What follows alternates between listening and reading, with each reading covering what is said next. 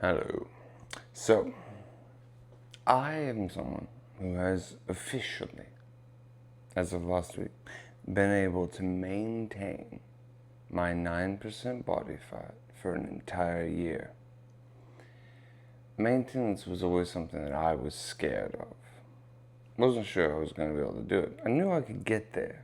Maintenance, a little bit more challenging.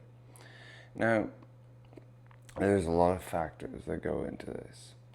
One that a lot of people have asked me about, especially recently, which is why I decided to do this, was about supplements and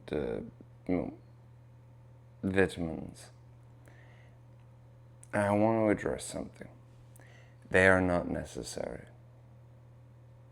They're not.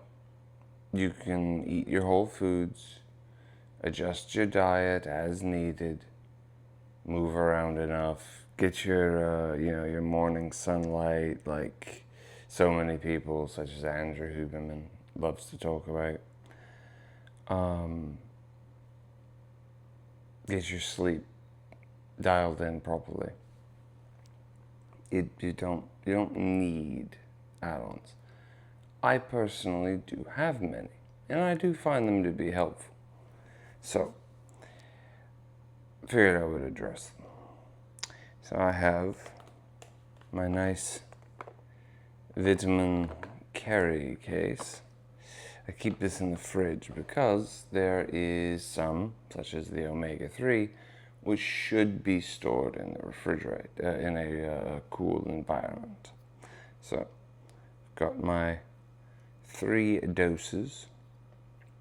I don't take any of these vitamins until I eat in the morning. But yes, I take the first dose of all of them right before I eat, and I take it, and then I swallow my 6 to 7 grams of psyllium husk, mixed in with some water. I also have my superfood honey. This is a royal pollen or royal jelly, whatever. Royal jelly. I believe it's 7 grams. Yeah, 7 grams of this that I have every single day as well. Do recommend that. It's very good. But so we've got our first capsule. What we've got here, omega-3s. I do take 2 of those every day, but the second one will be later. I got a B complex. I've got ashwagandha, the rhodiola rosea. Those are both from the Gaia brand, the Omega IV Momentous. Then I have some berberine, and I have a vitamin D and a CoQ10. And all of that is the first dose of vitamins that I have whenever I eat my first meal. Every morning. Sometimes at noon on the rest days. Then we've got, should I grab that?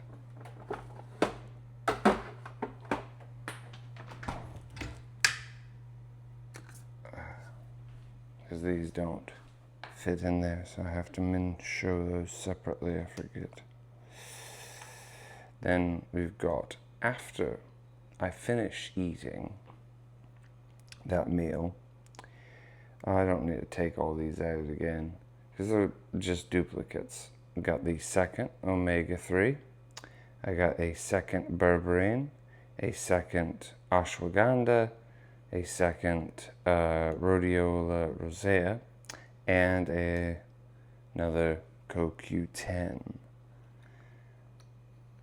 Because all of those are ones that come in 2 separate pills.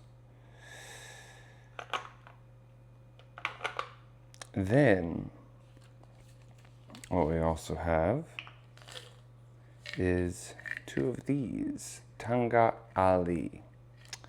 I take 2 of these after I have finished eating as well. Then, in the evening, usually at 6 p.m. for me, I have this last deal.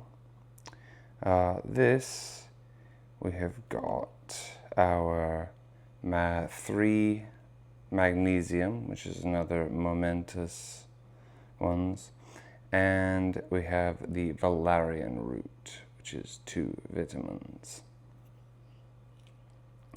I do have my melatonin. Don't always take that.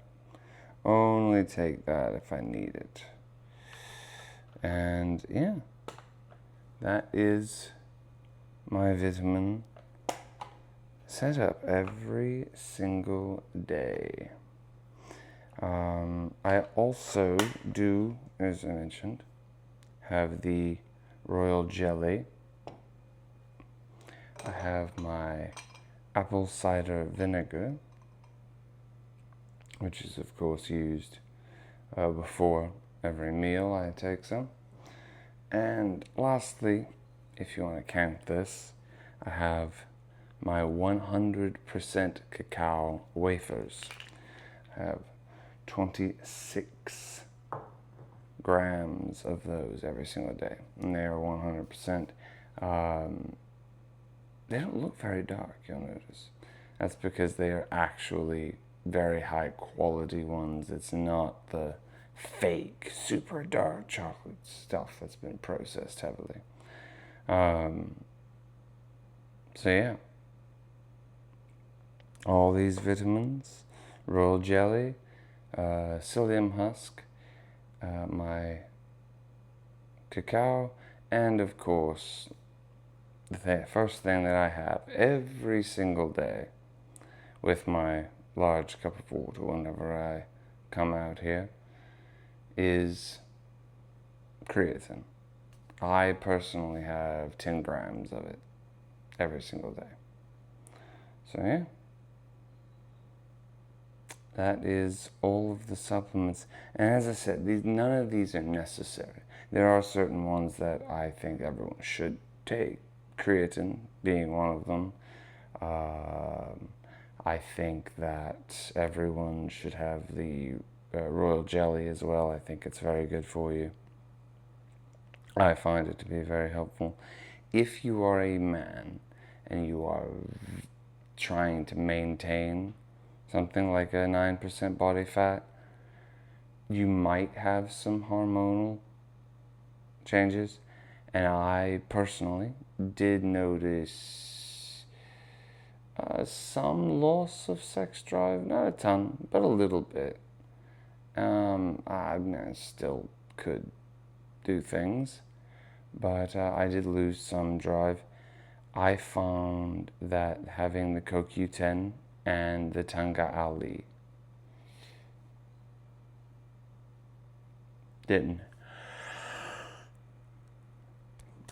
don't have any loss now.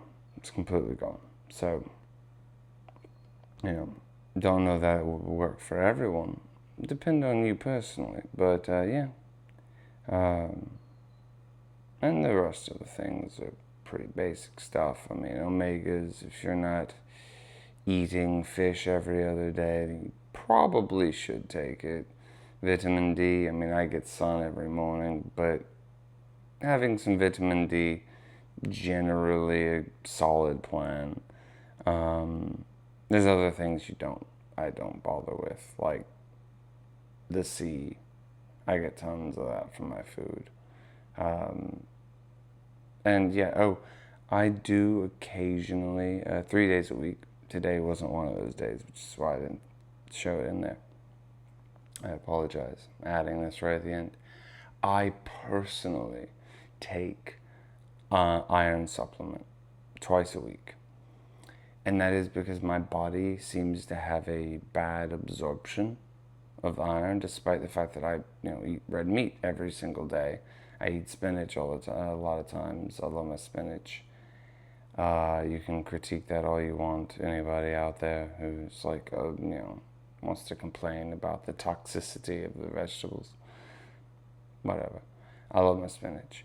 Anyway, I have found that, unfortunately, my body, they've shown it just has an absorption problem with iron. Don't know why. So I do take that twice a week. I don't need more than that. I don't need it every single day. But yeah, you need to learn your body. And if there's anything you need, go ahead, take it. For instance, ovulating females often need to take an iron supplement. Some people need a calcium supplement. I get plenty of it, and you can't overdo that. And then, of course, you need to make sure that nothing you're taking is going to affect each other. I believe it was actually calcium and iron should not be taken together. I think I remember hearing about that. But yeah, and if you can speak with a health provider who is trustworthy, fantastic. Talk to them about them. But yeah. Everything I take for the most part, with the exception of the B complex, is specific things. Some people want to take like a general thing, and you might have a multivitamin in there, or maybe they have some supplement that does some specific thing, like it's a hair supplement or whatever for hair growth. Make sure that you read and fully understand all of the ingredients, because you might be taking vitamin D and vitamin B, and then you're taking one that has many things in it, and so you're getting, instead of 5,000 IUs of vitamin D every day, you're getting 8,000, 10,000. Like, okay, you probably don't need that. And some things can be overdosed.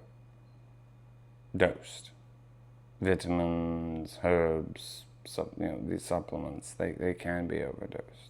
So some of them you just dispose of very quickly, like vitamin C. Your body's not really going to have a problem with you overdoing that, because it's just going to get rid of it. You just have a very yellow disposal. But anyway, so that's what that's what I go for. I find this setup pretty solid. I mean, it is a decent number of things, but I find them very helpful. So, but none of it is absolutely necessary. Obviously, everybody knows that the creatine is pretty much, everyone should have it. Omegas, everyone should probably have it. The vitamin D, almost everyone should probably have it. The rest of them, Magnesium ranks pretty high. I mean, I get plenty of it in my food, but I also have the supplement just to make sure. But yeah, it's a pretty simple setup, I think. Some people might disagree and think I go overboard. I don't know. But anyway, if you were curious, that is what one person maintaining his 9% body fat does every day. So, with that, I will wish you adieu and say have a good one or a bad one. I won't tell you what to do. But I will say, you should probably have some herbs or supplements. Most people were missing something. So, figure out what you need. Have a good one. No, well, I guess I am telling you to have a good one. See ya.